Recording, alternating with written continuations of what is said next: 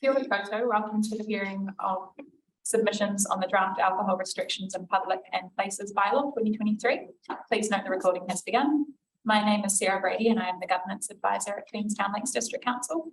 I'll be taking the minutes today and providing governance support. The first order of business is the election of the chairperson. I would like to invite elected members to elect a chairperson, please. I'll nominate Esther. I'll second that. Thank you. I will note that in the minutes and will hereby pass over to the chair. Thank you.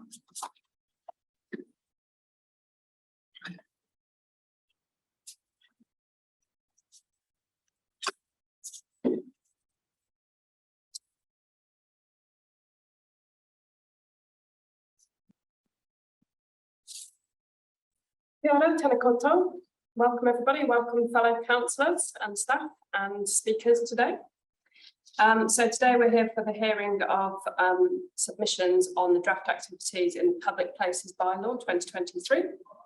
My name is Councillor Whitehead. Just a couple of procedural things. Are there any apologies today? I don't believe so. No. Any declarations of interest? No. Sorry, I should say conflict of interest. No. Okay. Okay, so confirmation of agenda, a resolution is required, so I'll need a mover and a seconder, please, that the agenda be confirmed without addition or alteration. I'll Mover? I'll move that. And yours. Thank you. Okay, so I'd like to invite the reporting officer to speak to her report, and then we can ask some questions from there. So welcome Carrie and Isabel. Thank you both. Kia ora. I would like to take the report as read, subject to any questions councillor has before we hear the submitters. Just noting that there's several topics covered in the bylaw to traverse for deliberations, and we can, go through those in the ordered fashion when it comes to deliberations, but open to any questions before we hear submitters. Councillors, do you have any questions? Can I just get clarification, Chair, on the busking one, and the stalls? Is it confirmed that the stalls still have to be 50 metres apart, or is that the same as buskings? Through you, Madam Chair, that is the bylaw condition. Yes. It's what the current bylaw. So is it as per the current bylaw? Yeah, Correct. that's what I thought. No changes proposed. No, yeah, I'm sort of recall from when we did that bylaw. I didn't realise that we proposed that.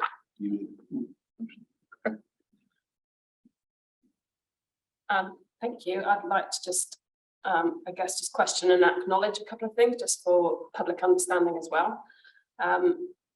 So in the current bylaw, buskers are requested to move every hour along with stall holders. Could you just explain a little bit about that for everybody with us today? Yes, so that is for both of them, both the buskers and the pop-up stalls that currently within the current bylaw and the draft bylaw. It's the same, that they're required to move every hour, which would be at least 50 metres away from where they are. Okay. And in terms of, I guess, restrictions on busking volume and complaints, can you offer any views just for the public's acknowledgement, what happens in terms of enforcement? For enforcement wise, under the bylaw, which is the same with the draft bylaw, the enforcement options are formal warnings to prosecutions. So those are the enforcement provisions that we've got. Okay. And it would take a complainant to then go through that process? Yes, so it would be brought to our attention through a complaint currently at the moment. Okay, thank you. Also, with regards to locations, we've got some current busking locations which haven't changed. And there were some submitters that were worried about touting on Shotover Street, for example. So just wanted to clarify, and again, make clear to the public that that is outside of the bylaw and is not allowed. Yes. And through you, Madam Chair, just to clarify, the report does outline and provides a snip of the current permitted busking areas for Queenstown. There's also areas in Arrowtown and Wanaka that weren't subject to the report because that's not been subject of complaints or activities, but obviously open to the panel to consider those areas. And we're happy to share more details on where they are if that comes up. Thank you. And also, sorry. Just clarify what you just said there, Mia, what's not part of the. So just not hearing what you said. the location wise, so there has been some complaints around touting on Shotover Street. And that is not allowed, essentially. So it would require a complaint and then the enforcement process. Okay. And I think lastly from me would be just about smoke-free Queenstown, and just for the public's acknowledgement and understanding to understand that we have a central mandate that's going through at the moment. I wondered if either of yourselves or anyone else could just speak to that for our understanding of why we may not be choosing to push an agenda right now because of central government mandates. Are you happy to speak to that, Marie Day? Thank you. We worked on developing policy. We started developing a smoke-free policy in 2019. That was put on hold when COVID hit, and obviously through the significant pressures that were being experienced by the community and businesses. We decided it wasn't the right time to proceed with that policy then. Since that time, the government has introduced a range of legislation changes, which are now in the process of going through those government processes. So really the recommendation has been to wait until those are in place and then review the policy once we know what those changes are and how they might impact our own processes. Thank you. And I guess I'd just like to say there that it, and to clarify this, that it doesn't have to be in line with the review of the draft bylaw. So if we make some changes with things like micro-mobility, smoke-free, we can actually just go through with those changes, and this doesn't prohibit that. Absolutely. Thank you. Thank you very much. I had another, sorry, just getting back to the, sorry. Oh. I have one more question. Sorry, I should ask. Yeah, just to clarify then, we talked about the enforcement, and we've seen photos being provided in that of activities down there. Are the two things going on here? Is it our approved market where they're allowed to all be close together, or and then there's separate application for pop-ups at other times? Is that correct or not?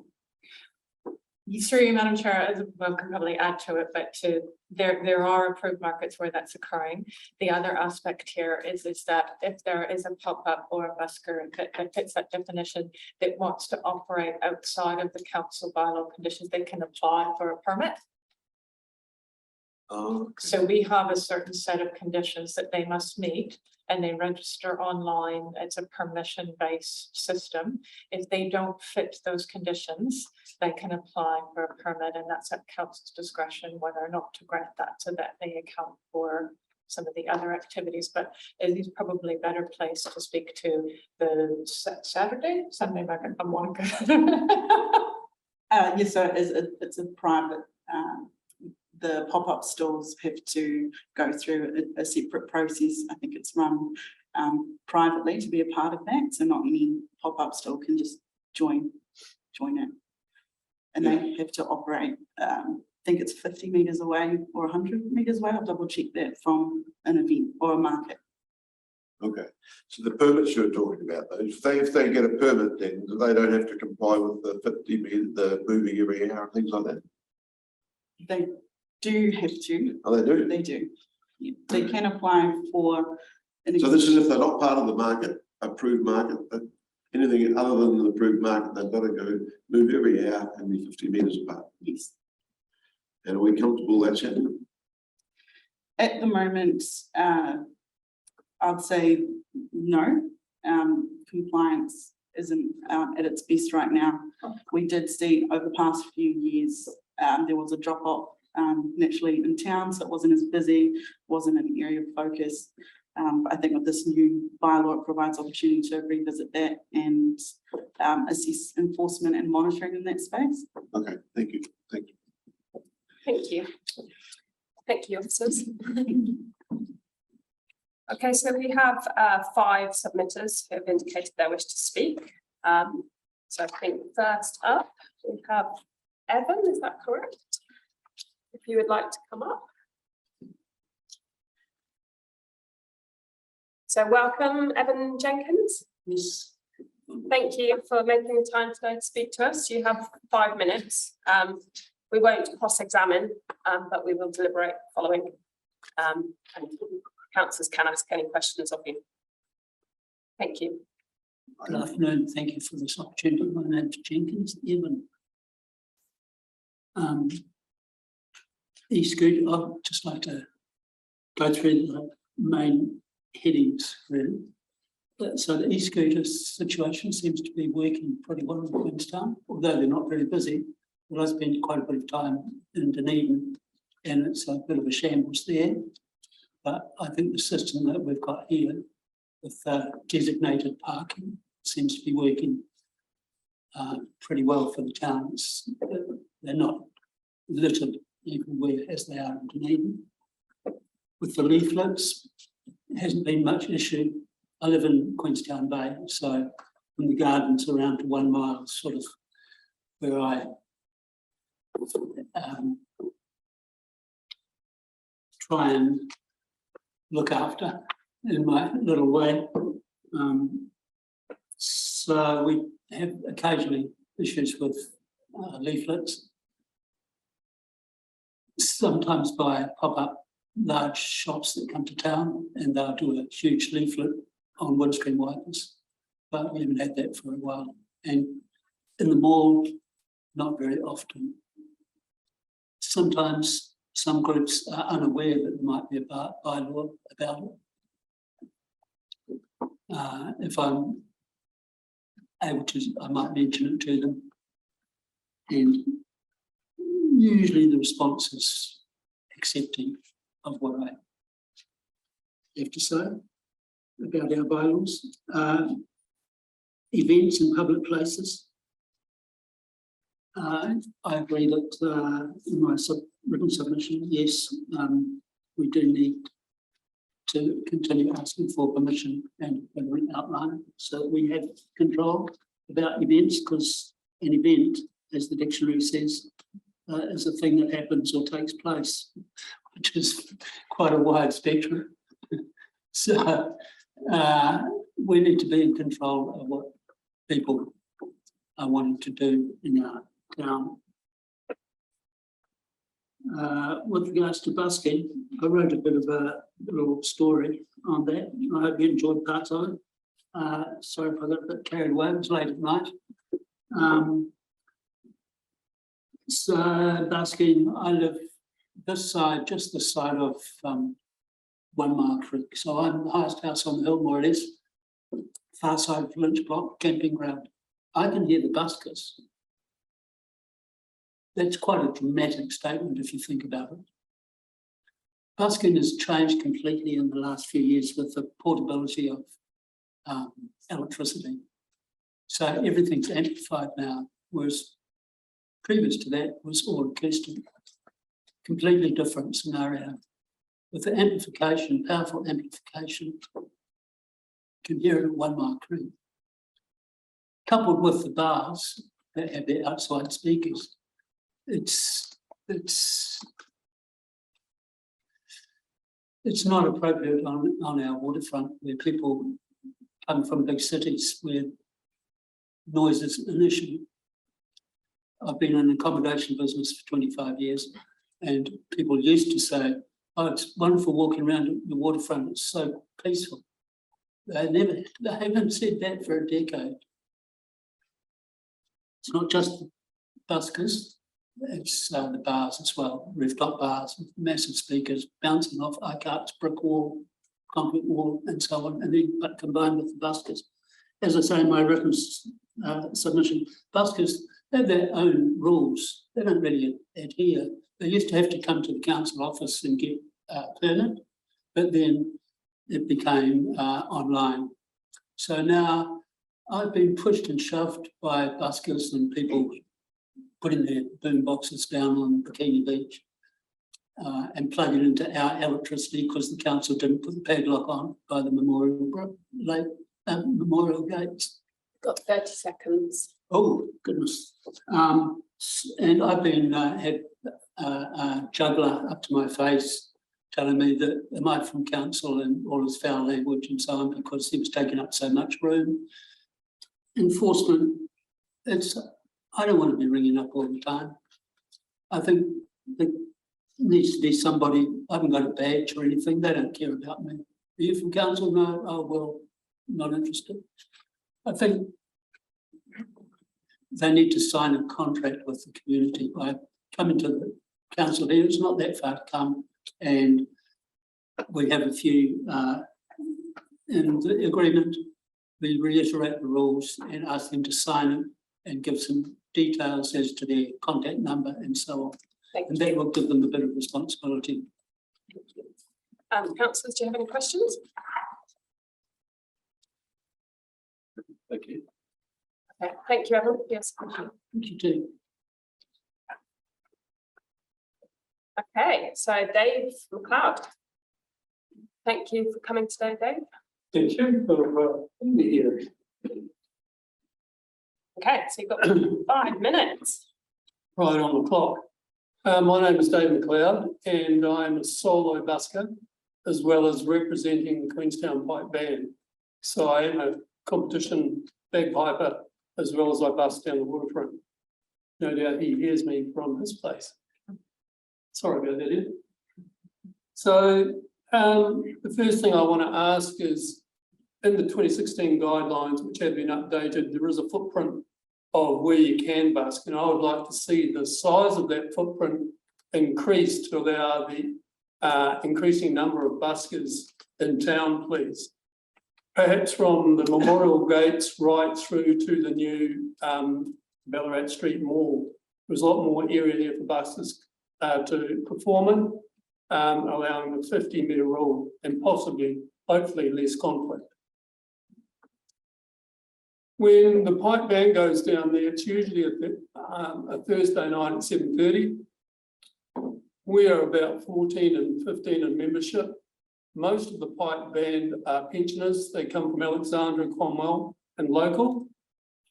We are often abused by other buskers for taking their space, or when we go to our usual space, which we've done for 15 years on the wooden platform next to KG. So in one example of that, one night we went down there and there was a big guy there with just shorts on. He'd been out in the sun all day. He was very sunburned. He was about 6'5". He picked on the eldest member of our band, who's 84, and told us to bugger off. And we took offence to that. And so there was a bit of toing and froing with various conversations. Meanwhile, there's 500 people watching. Very embarrassing for the band. Many band members don't know how to manage it. And each time that happens, not necessarily with this big guy, but other guys come up to us and do the same thing and try to get rid of us. This big guy, he said, you need to be here at 5 o'clock and join the schedule of when busking's permitted. I know the rules from the 2016 bylaw, and it says you can't do that. So we often have that conversation with someone who complains and tells us to leave, and that doesn't work with them because some of these buskers don't actually have busking permits as the fly-by-nighters, which is fine, except whether they have permits or not. No one's down there to check, and it would be of some reassurance for the pipe band and myself as a solo busker that someone from the council is down there and checking that licenses have been permitted and that people aren't disobeying the guidelines or rules. I'm not sure which they are, because definitely the amplified systems have been in place and it says in the guidelines they shouldn't be. So I'd like to see some reassurance from the council that that's enforced in some way. If it's not enforced, then some form of management of these kinds of people that do that. Obviously, the bagpipes are quite loud. As a band, we're 15 members with, say, 10 pipers and 5 drummers. So it's quite a loud sort of group of people. They turn their amplified systems up to drown us out. So, excuse me. So it's kind of a competition in a way, and it's not very good for us from terms of we don't feel really good about going down there busking. So we moved ourselves to the Anzac gates, where we don't get challenged anymore. There's quite a competition down there. Just under a minute. Thank you. At the end of the day, it would be good to see some presence from the council down there. It would be nice for our pensioners in the band to know that they feel safe down there and not abused. The harassing has only started in the last 5 years. The band has been there for 15 years. And we had quite a very good time prior to that. And it's not all about money. Although for some of these buskers that come in that are fly-by-nighters and don't get permits, it's definitely about money because they make quite a lot of money. So any questions from anyone? Questions? Oh, yeah. Yeah. So as a solar busker, you're paying the pipes. No? That's right, yep. I'm just a little bit surprised that I didn't realise you had 15 people in the band actually busking. I've never seen that. Like, Okay. They consider, is that considered and you get a permit for them from the council? Well, I have my own busking permit and the band has their permit. They have their own separate permit? Yes, yep. Right. Okay. So we go down, it's usually between December and end of March and only on fine nights when it's warm. We don't get out in the rain or when it's cold. Do you busk in any other town? I have a busking permit for Dunedin, but I've actually never done it. It's quite they have some issues going on down there, so I thought I wouldn't do that. As a solo busker. So you're from Alexandria? No, I'm a Queenstown man. Oh, okay. Yep. Right. Most of the, 99% of the reception from people love us. And they come up because we're wearing a full regalia, we're kilt with different colours. And always people want to know which clan you're from, the history of that particular tartan. Oh, can you play this song? Can you play that this tune? And it's most of the time pretty good fun. But when we're being challenged by some of these people that find us a bit competitive in terms of sound and possibly the amount of people watching, and then they see the money going into the money bin and thinking, well, we want a slice of that, and they say they try and push us around. So I myself, it doesn't worry me so much, I'm robust, but the band members, many of them being pensioners, aren't so robust. So you set up that site you said you moved to now? And Yes. you play for an hour? Yes, we play for an hour and move off, yeah. Do you go to somewhere else or do you just finish it after an hour? We usually go to have a beer at the Spates house. Pretty thirsty after now. But when I'm solo busking, I sometimes have another friend who comes along and solo busts. So he might play for an hour and I'll play for 45 minutes to an hour. We find that again at the Anzac gates, it's an unthreatening position for us because the key spot is the boardwalk at the bottom end of the mall. And that's where, a lot of the buskers like to congregate because that's where the crowds are milling into. Not so many people, they think, come to the Anzac gates until they look up and see all the people coming around, because we also have Highland dances with the band. So some of these Highland dancers are only, sort of 8, 9 years old, and they wonder why we're being kicked off by these other people. And so it's not a very happy situation for them. Thank you. Thank you. Thanks for making your points very clear. Thank you. Thanks. Cheers. Okay, Jamie Seymour from Cancer Society. Welcome, Jamie. Kia ora. Thank you. You have 5 minutes. Ngā mihi o te ahi, mihi atu kia koutou katoa. Nice to see you all again. Thank you for having me. I'm Jamie Seymour and I work in cancer prevention for the Cancer Society across the Otago region. I'm here again this afternoon to open a conversation about smoke-free and vape-free policy in our district. The Cancer Society has recommended that QLDC adopt a smoke-free policy to sit alongside the draft activities in public places bylaw. I spoke with you last month at the annual plan hearing on this issue, and I'd like to continue where we left off. In my past few submissions and presentations, I provided you with the evidence around smoke-free legislation and policy. That's central government legislation and policy. Most importantly, I presented you with the information you need to know to take action. The why now, the how, and the what. But now it's time for QLDC to address the when. When will council action these changes? I provided you with the answers to why create smoke-free, vape-free policy.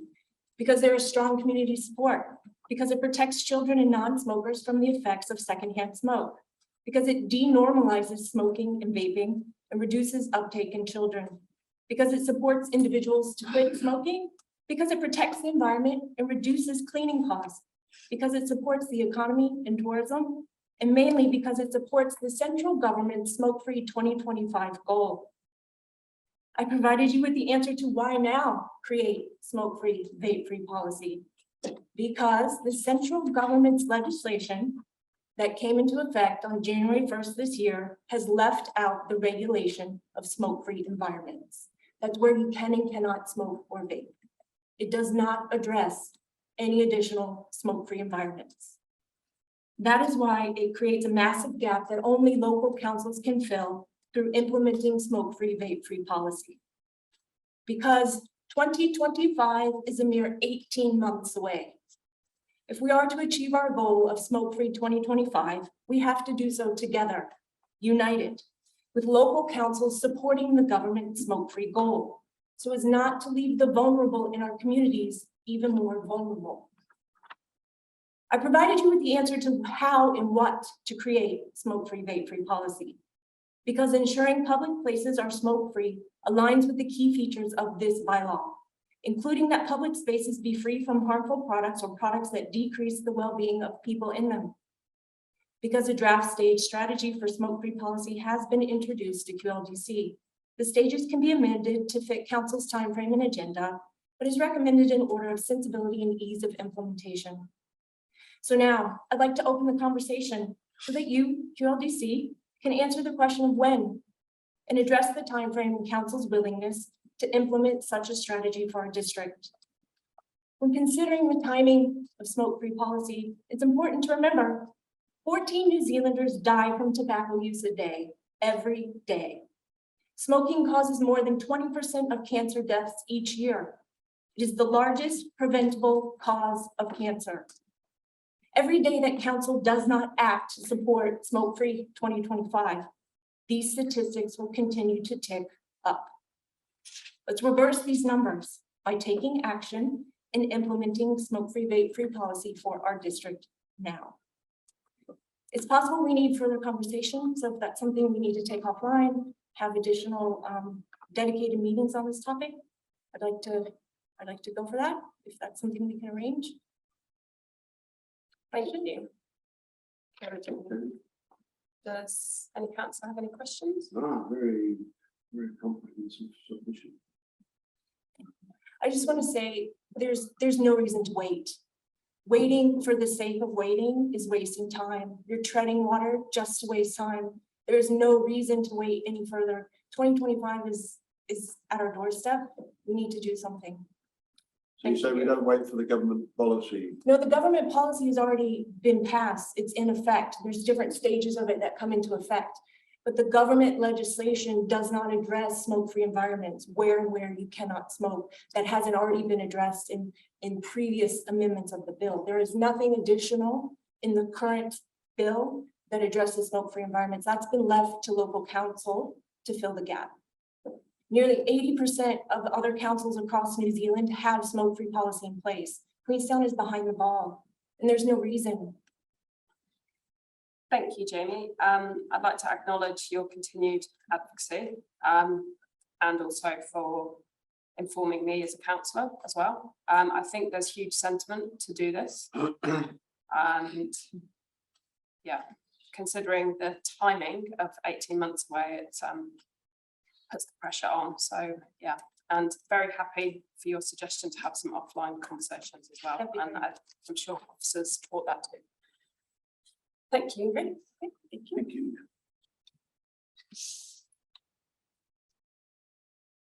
Thank you. So we have Darryl Jenkins speaking next from hospitality.org.nz. Thank you. Welcome. Hi. Kia ora. So you've got 5 minutes. Thank you, I won't take long. Just some context as to who we are, for those that don't know. Hospitality New Zealand, we're a member-led, not-for-profit organisation representing approximately 3,000 businesses, including cafes, restaurants, bars, nightclubs, commercial accommodation, country hotels and off-licences around the country. We have a 121-year history of advocating on behalf of hospitality and tourism sector. We have 18 local branches covering the entire country, representing at a local level all those member businesses which are located within the region. Our central Otago branch comprises of 175 members, 134 of which operate within QLDC. And these are a mixture of food and beverage and accommodation providers, 95 of which hold an alcohol licence. So we're focusing on 2 points today. Hospitality New Zealand members support the requirement regarding the public places licensed premises tours. We support the requirement in the draft bylaw to obtain permission from council to undertake organised licensed premises tours in public places. Hospitality New Zealand members appreciate the regulation that comes with the permission being obtained. Host responsibility is of the utmost importance and shouldn't be undermined. Now, regarding busking, pop-up stores and charity street collection in public places, Hospitality New Zealand members are frustrated that buskers don't have restriction on noise when they do. Hospitality New Zealand members have some buskers near their venues due to the zoning, and sometimes they are competing with a busker to improve the atmosphere of their venue. Our members pay fees for outdoor dining, which is sometimes undermined by a nearby busker. Hospitality New Zealand members also pay a lot of different fees for being able to sell food and beverage, and these buskers potentially take some of the market share without having to pay fees to operate.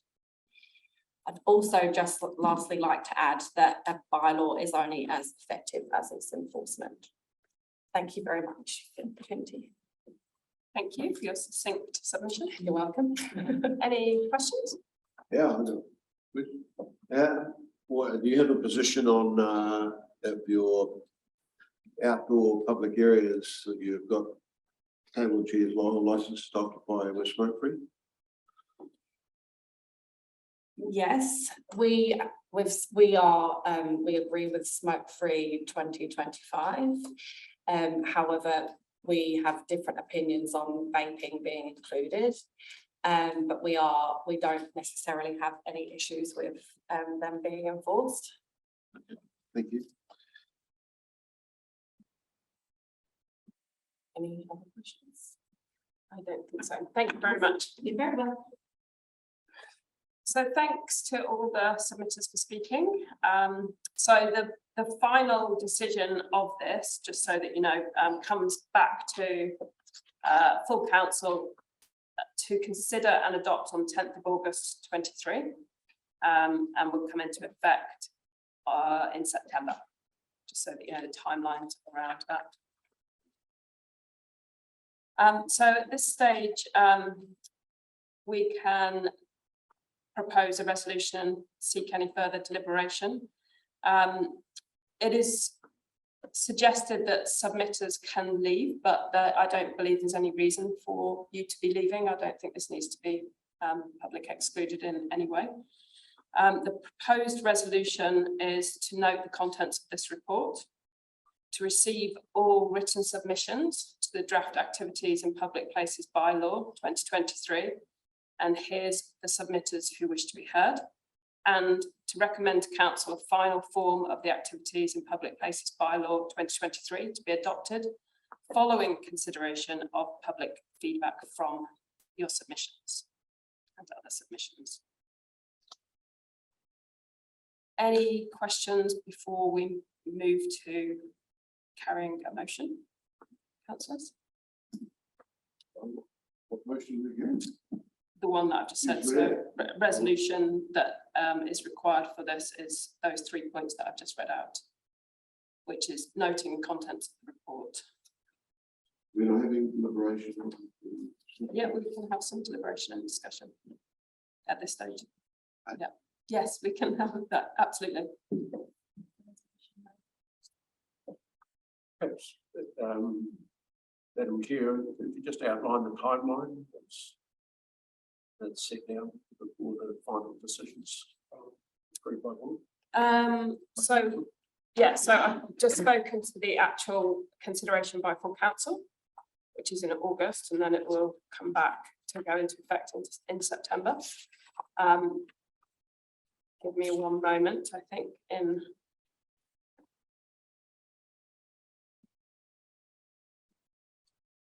For you, Madam Chair, it's going to be 10th of August, council meeting, is that what you're? Yeah. Yeah, and this bylaw is at the tail end of its use by and would expire if not reviewed by council.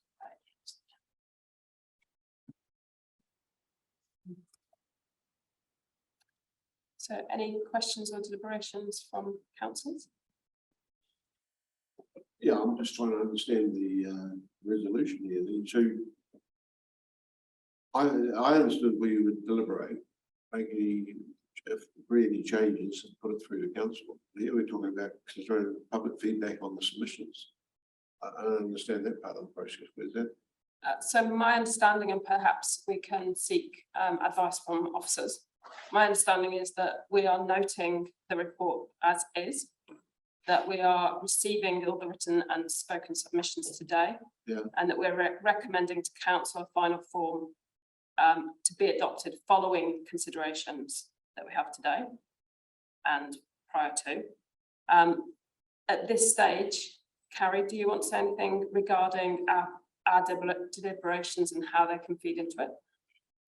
Thank you, through you, Madam Chair. I suppose maybe it might be helpful to step through the different, because this is a bit of an omnibus bylaw that's got a lot of different topics, to see if the panel has any questions on under each heading or possible tweaks to each area. So if the panel's amenable to that, I'd start off with the proposal to introduce the commercial hire of e-scooters or micromobility devices to the bylaw.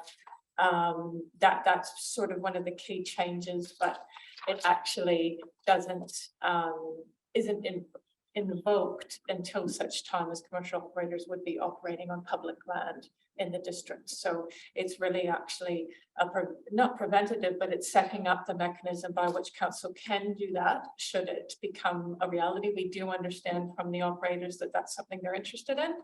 And so that's a key change in the bylaw, noting that the details around the conditions to a permit would be part of a procedural document sitting under the bylaw, so that that can be fleshed out when the issues that councillors want to address has been identified with a bit more particularity. So looking for any feedback from the panel as to whether it is amenable to that addition to the draft bylaw, any changes it wants to see. I'll speak to it first and then we'll continue. So thank you for taking us through that process. So with regards to the micro-mobility and e-scooters, as you say, it does set out a provision to look into that into the future, should it be commercialised on let me say this correctly, on non-private areas. Currently, we have designated private areas which are agreed for e-scooters. From my personal position, I think that that sets us in a good position to look at that in the future. And to clarify, it doesn't have to be in line with the review of the draft bylaw, so it can be put in as a provision within it. Through you, Madam Chair, a policy or conditions that sit under it don't have to be reviewed in line with they can operate independently of the bylaw. The core purpose of having this ensconced in the bylaw is to give it a bit more teeth for enforcement purposes should council need to. That's really why it's there, as it offers more levers in that regard. Thank you. Yeah, no, I strongly support that addition, because to enable commercial or an e-scooter or whatever providers to operate off public land. I think that's really important that we have that rather than just restrict it to private land for it to be to achieve a good outcome for active transport in our district. Thank you. I'm happy with that part.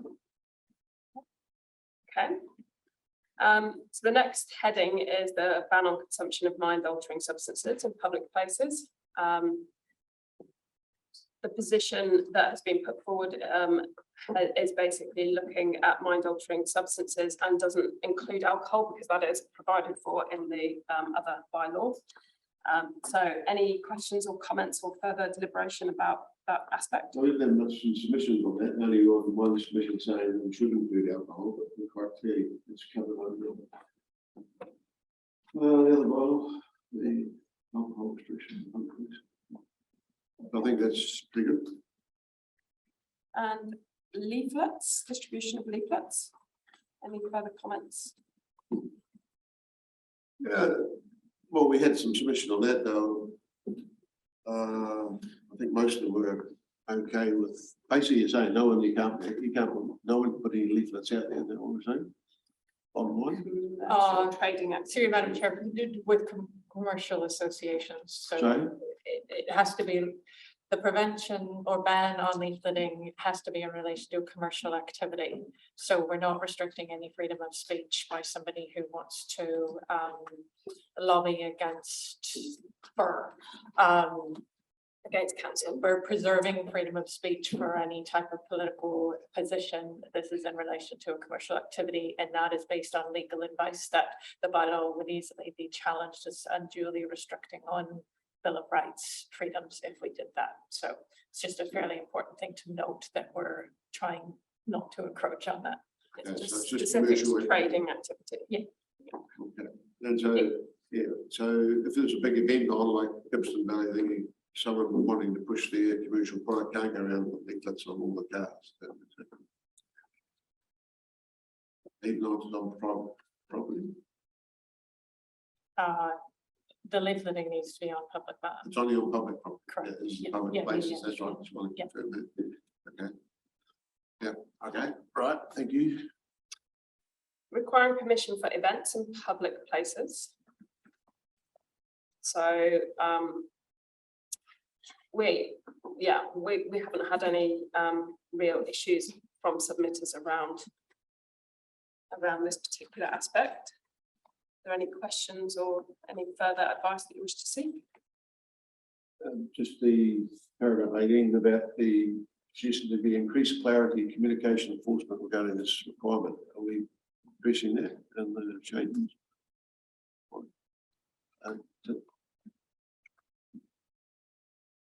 That was a new report. So sorry, just to clarify what Councillor Cox has just said. So one submitter commented that it was unclear to them when an event triggers the requirement for permission and suggested there be increased clarity, communication and enforcement, which we've also heard today on other aspects around enforcement.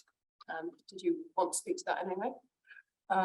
Through you, Madam Chair, we're pointing it out because it is important we take all this feedback on board. How council handles it and its robust processes sitting behind the bylaw is, sort of not subject to the bylaw review, but we're being very clear about this feedback so that we know that this is an area that is being worked on. There's more to do with the, I'll have to go quickly. Can't get back to the bylaw to check with the definition of event. I think we're quite happy with the current definition of the event, or have we made any changes in the bylaw, or what triggers it? Yeah, through you, Madam Chair, no proposed changes. It has been reviewed with our events team and they're happy with how it currently stands. Okay. Keeping in mind that this bylaw covers the Reserves Act has its own demands, but has its own type of permissions involved with events. So it's not, events aren't solely regulated through this bylaw. It is complex. And that's where likely this comment comes from, is ensuring that council is clear in its processes. And I am aware that there is a lot of work going on in that space, both with film and events, to make sure that we're doing things as efficiently as possible. Okay, we're homeward, on the homeward straight here. Sorry? We're on the homeward straight here. No, So the other aspect, there's two more. First one is requiring permission for licensed premises tours in public places. So it mentions pub crawls specifically. So it's recommended that the current bylaw requirement that tour organisers need council permission where a tour occurs in any public places is maintained. Any questions about that? do we get any requests? Used to a while back. We haven't had any for maybe 2 to 3 years. And through Madam Chair, I suspect that it's probably really, well, we don't suspect, we know it's tapered off due to COVID. And so it's a growing space now that we likely will see more of going forward. Thank you. And some of our submitters today have spoken specifically to busking, pop-up stalls and charity street collectors in public places. There's been much discussion about this, so there may be some points of clarity that you want to see. Well, yeah, I guess this is one we've had most submissions on, and just looking at one of the things, have we got it right? I'm just fascinated to see how it actually works under these rules, and looking at the indication would be that we haven't been maybe enforcing it, or haven't been, and you say with the new bylaw, you have to look at improving that. I'm just trying to understand how confident we can be. We just, silly maybe having a bylaw in place if we're not enforcing, or we haven't got rules that are sort of hard to enforce. So yeah, I just, and basically listening to the submissions and that, we've got both sides of it. We've got conflict between buskers, we've got conflict between buskers and commercial premises, we've got conflict between buskers and some of the residents that live around there. So we're glad to have the bylaw. We've made some changes, also the areas. Are we, as you indicated earlier, we're not addressing the areas in this. Is that right? Well, no, what I was stating is that the location gives us specific rights in some areas and externalizes those. Yeah, rights okay. as well. So So I just, we've heard a few people talking about it. We've had submitters talking here about it, and we put this bylaw in place with these rules. Are we confident that we're going to not have the same comments 12 months later? So I believe that there are enough submitters and concern around some kind of anti-competitive behaviour, a lack of enforcement, and I wonder what opportunity we could have around enforcement. So could officers speak to how we might be reviewing that and tweaking it within this particular bylaw, please? Through Madam Chair, I might let, as you talk to actual enforcement, because if we're talking about what's going on behind the bylaw, and that is absolutely up to councillors if they'd like to discuss a change to current enforcement practices, but maintaining the existing conditions, that's something we can do. But it would need to go in the context of every, all other enforcement activities. So do you have anything to add to that point on, whether there is prospective programs, changes? I think that in light of things building up post-COVID, I understand that the regulatory team is seeing an increase in activity in the space. It's probably going to really be ramping up. So it's actually an opportune time to get feedback on what councillors would like to see. How responsive is our present complaints process? With activities in public places, if we do get a complaint about a busker or pop-up stall not complying with the rules, will be there within, responding within 2 hours is our response for those that's happening at the time. So we will go down and address it at that time. Must will be gone by then. They're allowed there for that. Or they'll move to another place, don't they? Is that undertaken by a council contractor or a council delegated person? During office hours, it's undertaken by the QLDC's internal monitoring enforcement team. And if complaints outside of hours, it is contracted out to the after hours team.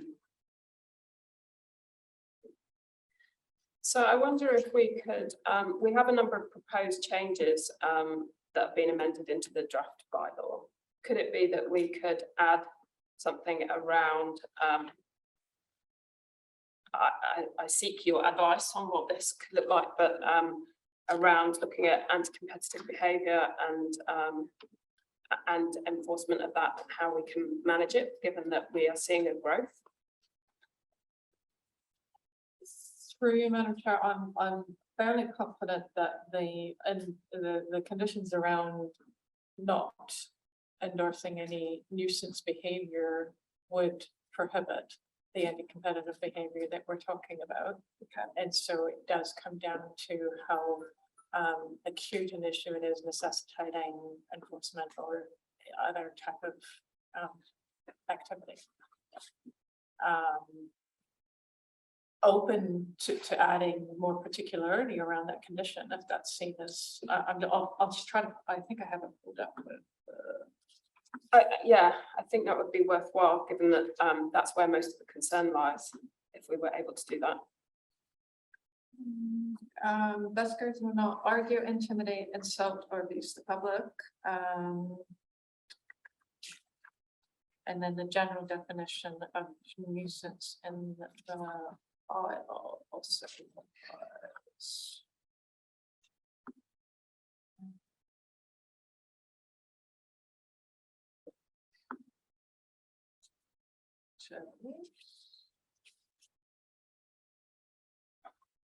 It might be potentially that we look into part 3 permissions around some of that wording. So willfully, a person in a public place, this is regardless of what they're undertaking, willfully obstruct, disturb, or interfere with any other person in their usage or enjoyment of that public space. So yeah, if that's a recommendation from the panel, certainly it's open to add more crystallization around the What do fellow councillors think about that? Would you be happy for us to? Yes. We don't need to decide on that wording right now, right? We can come back to that. We can add this into the draft bylaw. Yeah. And if when it comes to full council on the 10th of August, you decide that fits what you were thinking, that's great. Yeah. If there's further amendments at that time, that's fine as well. Okay. That's why we built it into the process. Okay. Are you happy with that? Can you just take me to the clause you're reading from? There is conditions on council's website that I read from at the outset, and then the what I was reading from was part 2, activities in public places, behavior prohibited in public places, on page 5 of the draft bylaw, which is page 21 of the PDF. 21.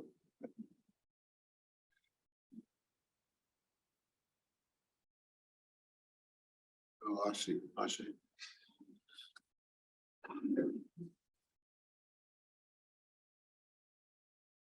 Yeah. Madam Chair, with the what we heard from the couple of submitter location, Anzac Gates, that all within the area. Are we know? I'm not familiar with. You look at the green lines on the thing. It's just hard to understand exactly what the area is. So, if the pipe band go down by the Anzac Gates, are they within the area? No, They're not. not within the green area outlined on the map. So do we need to be looking at the change to the area then?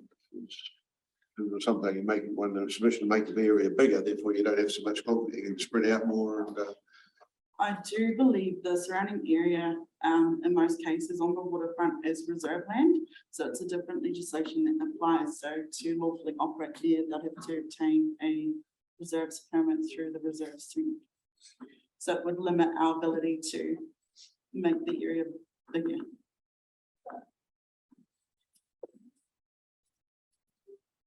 so you're saying the current area is not on reserve? No.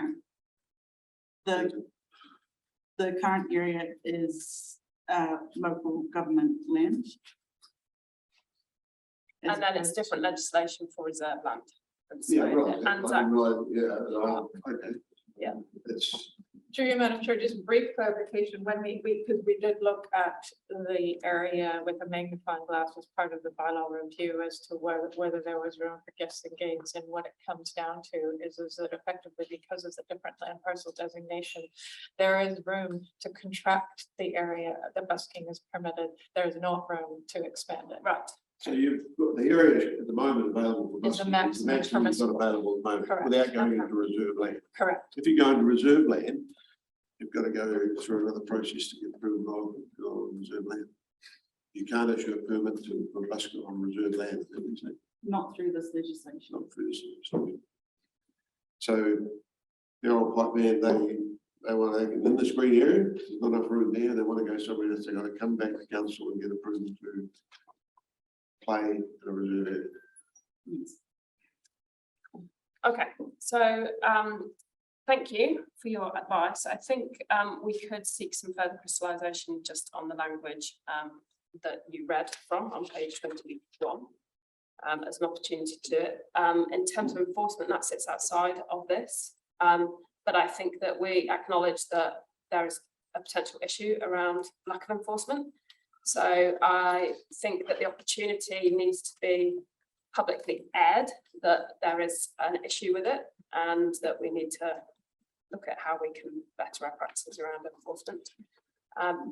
Through Madam Chair, I guess I'd be interested to know in what information would be helpful for councillors to have to move forward in the space. Is there further analysis you'd like done that would be part of the August report around the enforcement space to help with the decision making or possibly proposals going forward, just so we can make sure we have that rather than it, you know. Well, without oversimplifying it, it seems like there'd be an opportunity that some kind of pass or some kind of proof that a busker can show would be useful, so that a busker can actually identify whether somebody is fly by night and isn't seeking permission, or whether people have gone through that process, so that other buskers can speak to one another about that. Obviously, that could be forged and there's potential risk around things like that, but it could just be, I guess, just looking to other districts to see if there's something that they do around enforcement or around evidence of permit, that we could utilise. I have no background in any of this, so I don't know, I'm just making some suggestions. Thank you.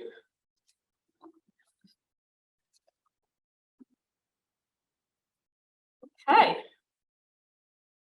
So I would like to propose a resolution based on the fact that we're going to look at enforcement outside of it. Sorry. We're still, yeah, okay, well, what about the other submissions about, have we discussed about the trails being involved or not? We're not going to discuss that. Well, I mean, you can certainly seek. I know you recommended they have to be involved, we have to include the trails. And some of the trails will go through private land, so they can have vendors on those private land areas. Through Madam Chair, subject to requiring food and beverage type requirements for their selling. Yeah, I mean. So like a little food truck or something. Yeah, So they have to have a license to operate anywhere. correct. But where this query, as I understand it, comes from, Trail trusts. yeah, but potentially operating on public land. Yeah, okay. No, Okay. not private land. And so they are arguing that they don't want, they want the definition the same as the district plan where it's not, they're not included. So then they could have vendors going there without getting a permit from the QLDC, is that right? And you're not keen on that?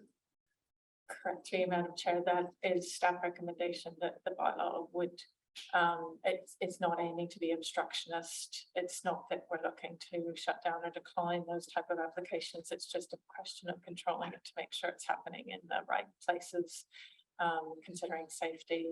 And so absolutely, I think that council's on the same page with encouraging use of trails and amenity, but having a semblance of regulation over that is important. So to clarify, my understanding of that is that the bylaw is around safety and nuisance, whereas the district plans is around, it's not looking at it from that perspective. Resource management, amenity, yeah. So it's specific to nuisance and Yeah, safety. okay, that's fine. Just wanted to- Are we gonna discuss, we had a substantial submission on the smoke-free area thing. Yep. Now, we've had the explanation, and I think I'd like to hear a little bit more about that, how we do move that forward. If we don't move it forward, if we can't do it with this bylaw, what are we doing? Or should we be considering this bylaw now?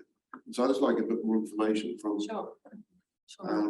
If you like. Thank you. Because, we haven't, I don't think it's, there's a lot of work gone into the submission being put forward on this one. It's a very important issue that we need to address. So just wanted, on the technical side, or what we can and can't do, we've been told by the submitter that, we shouldn't wait, we should get on with it. Yeah, absolutely. And I've actually asked Jamie to wait downstairs, and I'm just going to have a chat with her now. She hasn't popped out already, but she's waiting downstairs for me. So I will start that conversation with her again. I think one of the things I will be pointing out to her is I want to understand what public health's role in this is, because when I was working on this in 2019, they had a significant role in particularly talking to businesses around smoke-free dining. And from a capacity point of view, we would need that additional support to really engage with businesses around that discussion, particularly once you start bringing in vaping. And as the point was made by one of the submitters from the hospitality sector, that is a challenging conversation to have, and it's not quite as straightforward as just agreeing a place and going ahead with it. I think there'll be some interesting discussions around what we as a community want to, how far we might want to go with the zones. And you've seen this in other towns as well, that are tourist towns. So it's a reasonable piece of work, I would think, if we were to actually open up the debate around things like table and chair licenses. So definitely need to have that conversation with Jamie, and I'll raise it again with the General Manager for Community Services about when and how we can proceed with this. Yeah, because you need to also talk, probably, I understand that all the table and chairs licenses are just coming up for renewal now. So it needs to tie in with that. So what would be the mechanism then if once we get this thing, will we have another bylaw, or how do you, what would we have? There's no bylaws across New Zealand around smoke free, and the policy or whatever mechanism, it would be likely a policy we would implement, is purely educational, and it's the same across New Zealand. It is about community knowing that there are smoke free spaces and telling others that they shouldn't be smoking there or vaping there, whatever we ended up coming up with. There isn't an enforcement function there. So we have no ability to enforce a smoke-free space. It would just simply, no. There's no central government legislation. No. So when the submitter mentioned other places done it, what does she mean by that? She means they've created smoke-free zones. So an example is Henna Springs. They've done that. Their whole main town centre is smoke-free. And again, it's an education-based policy. So they couldn't go in there and prosecute someone for smoking. Not as So, far as I'm aware. And what have we done here so far? We've put signs up at parks and stuff. Parks, playgrounds and sports fields as our main areas where we've focused that attention on at the moment. So with playgrounds, have smoke-free signage on there. So really it's about how far we want to go, whether we would go to areas like bus stops and other public spaces that we're responsible for, or what we were doing with the policy in the early days was, in 2019, was looking at the beach areas, so marine parade, and a lot of the drive from the community was really around environmental impact rather than health-related impacts. So we got a lot of complaints from community members about cigarette butts and so forth. So the focus original intent was really more of that focus, because the health sector really is driving the health side of it, and the level of smoking in our community, while we have you know, some smoking in the community, the data is certainly not as high as other parts of the country as a health concern. So the legislation that government's working on, would that enable, for when it comes out, enable a enforcement? No. Still no legislation coming out. No, and because they haven't decided to include public spaces in the legislation now, they've left it to councils to make that call. So if they had introduced a national piece of legislation that said all public reserves, for example, are smoke free, that would make it a lot easier, because all councils, you know, we wouldn't have to do our own policy around it. Okay, thank you. That was very good.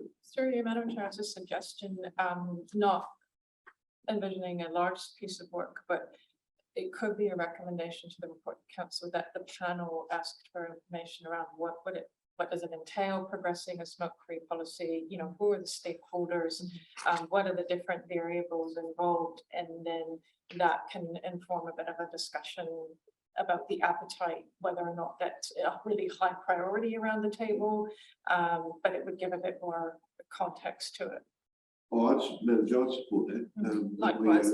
That we have heard, you know, we've gone through this process, and I think we should just leave it lying like that. Definitely is the right time. Yeah. So if Sorry? we were to I agree, it's the right time. investigate a smoke-free policy, our capacity and resourcing, and what that. Oh, might look maybe, like. yeah, well, the staff, come on. Yeah. Sorry, I just call you staff. Able people who will come up with some real words. Thank you, that would be wonderful. I'm just Thanks, gonna. Marie. Okay, Thanks. thanks very much. Okay. No further questions? Okay, so to clarify, we've got, the panel is recommending that we further investigate smoke-free policy, correct? And we're also wanting to seek further advice and recommendations around enforcement of buskers permits. Yep. And, Identification. sorry, You said identification, and you were talking about identification. Yeah. and enforcement. and forgive me, I've forgotten the. The third one was just possibly clarifying the conditions in the Yes. bylaw that then translate to conditions about anti-competitive behavior. Correct, yeah, thank you. Okay.